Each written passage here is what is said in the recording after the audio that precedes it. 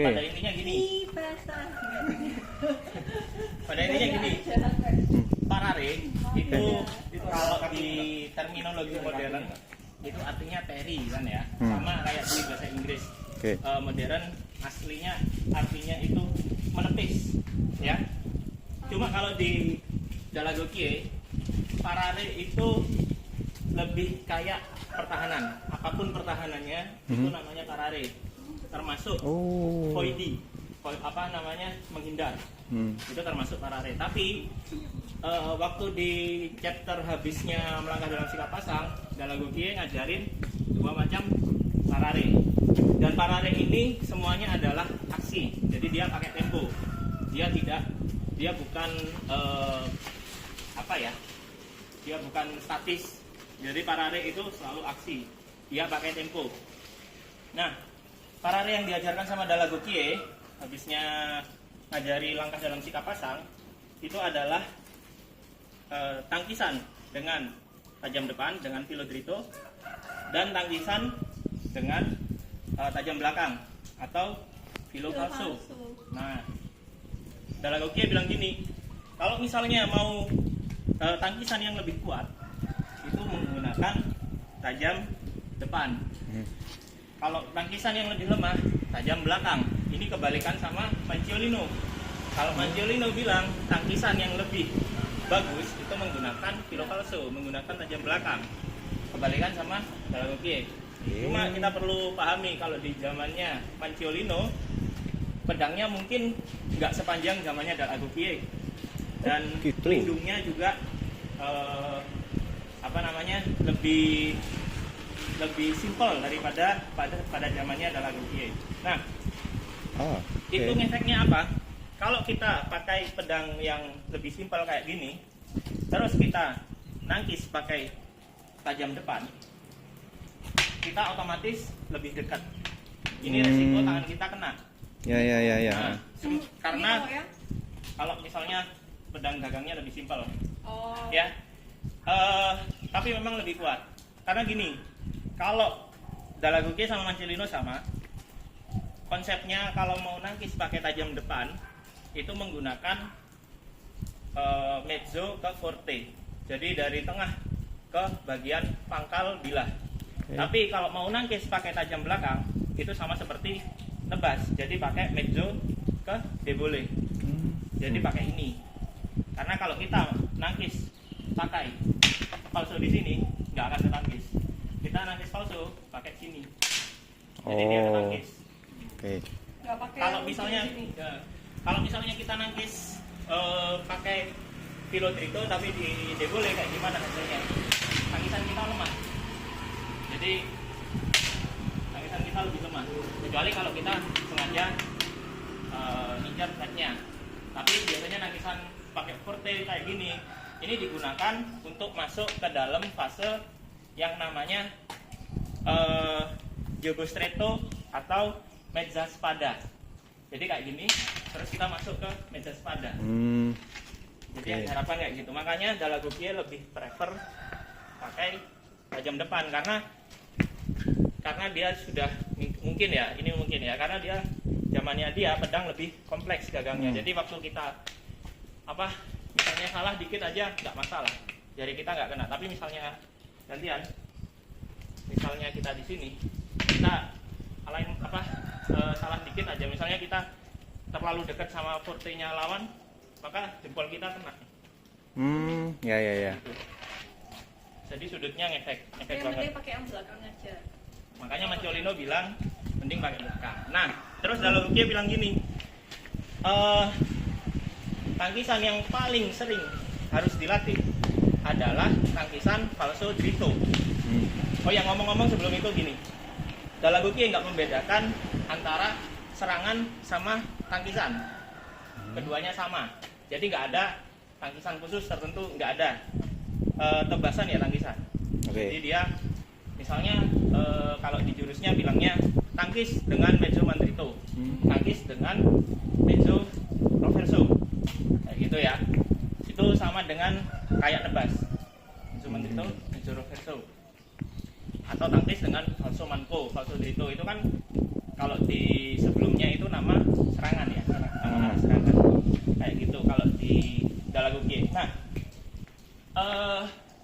Dalagogie juga bilang kalau kita mau latihan mana yang harus paling sering dilatih, dia bilang falso drito. Kenapa? Karena itu paling sulit. Oh, Kalau ya, misalnya ya. salah sedikit, pedangnya lawan malah masuk ke kita. Masuk ke kita. Salah sedikit. Jadi dia bilang tangkisan falso drito itu lebih banyak membutuhkan keluasan tangan. Lebih banyak membutuhkan keluasan tangan dan harus diimbangi sama badan. Oke. Jadi kalau misalnya aku kayak gini, masuk. Aku harus kayak gini. Baru dia nggak masuk. Terus kayak gini tuh gimana? Putar badan. Kalau misalnya aku kayak gini, nggak ada tenaga. Tapi aku kayak gini, ada tenaga. Kan masuk. Iya masuk. Kurang tamparannya tak? Hah? Kurang namparnya tak? Iya. Oke, terus ini konsep yang nggak dijelaskan di Dalagogie, tapi dijelaskan di Vigiani, yaitu apa namanya, Vantaggio di Spada atau keunggulan pedang. Keunggulan pedang itu gini, Forte lebih kuat daripada Debole. Oke. Terus Filo lebih kuat dari Piatto. Terus habis itu Filo Drito lebih kuat dari Filo Falso. Ya. Jadi misalnya kita menangkis lawan, ya. Misalnya nih lawan nyerang pakai Mandrito Squalimbro. Maka kalau kita menyerang pakai Mandrito Squalimbro juga dikenakan Filo Drito sama Filo Drito, ini kita seimbang. Gimana caranya kita menang? Kita lakukan sama Mandrito, tapi yang kita arahkan di Piatto. Jadi seperti ini. Jadi dia lebih apa? Lebih dapat posisinya. Dapat posisinya. Oh, okay.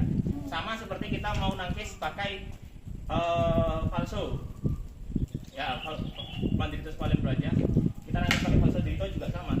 Kita arahkan ke Piatto. Oke. Mau nangkis pakai falso mango juga sama. Yuk. Kita arahkan ke Piattonya. Karena kalau kita ngarahkan ke misalnya pakai falso drito ya, kita ngarahkan kayak gini, kita yang kalah. Filo drito ketemu Filo falso. Gitu. Jadi itu yang perlu dicamkan dulu. Terus apa ya? Terus sisanya kita latihan, drill dulu. Jadi drillnya adalah kayak gini. Satu orang melakukan Mandrito Squalimbro, ya. Jadi dari posisi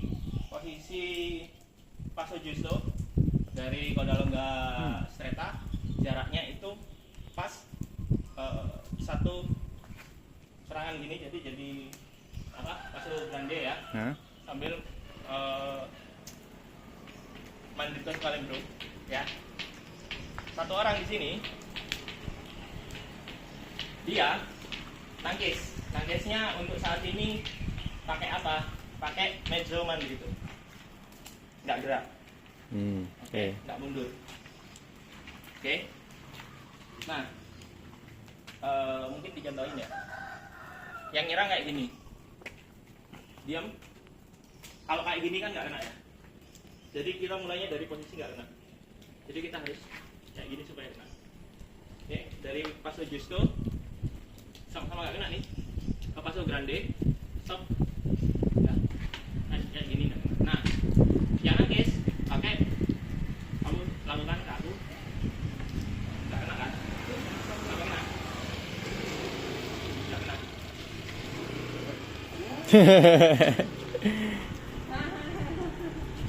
Nah, ini kan kena ya. Ya, kapan kita nangkisnya? Kita nggak mungkin dong nangkisnya di sini. Nggak mungkin masuk. Badan juga nggak anu. Misalnya kita nangkisnya di situ, waktu badan kita, ini posisi kita tetap nggak menguntungkan. Jadi kita nangkisnya kapan? Kita nangkisnya di sini. Ya. Kita nangkisnya di sini. Ya, sorry. Kayak gini. Nah, kita bisa nyerang balik. Ya. Jadi kita belajar timingnya. Yuk. Kayak gini. Oke. Untuk saat ini kita pakai gerakan folio dulu, nggak apa-apa. yang agak gede gini buat partnernya bisa merasakan temponya. Oke? Oke. Kayak gini. Aku kayak nebas. Beda kan? Iya, kalau kayak mukul, kayak orang mukul itu kan dari badan bawah ke atas, baru terakhir tangan. Ya kan? Kalau nebas, kita mulai dari tangan dulu, ke siku, ke bahu, pinggul, baru kaki. Jadi dari atas dulu ke bawah. Aku bisa minta tolong menjelaskan dari posisi ini. Jadi nebas itu sini dari ditarik dulu atau Ya, akan gini? waktu kamu melakukan langkah dalam sikap pasang, Ya. waktu mau nebas traverso dari posisi ini, porta di keras kereta, yang mau lakukan apa? Falso dulu kan? Ya, jadi kita lakukan falso dulu, boleh silahkan. Atau angkat, turunkan. Itu. Jadi kayak gini. Boleh. Tapi kita nggak butuh falsonya untuk sekarang. Jadi Angkat dulu aja. Gini.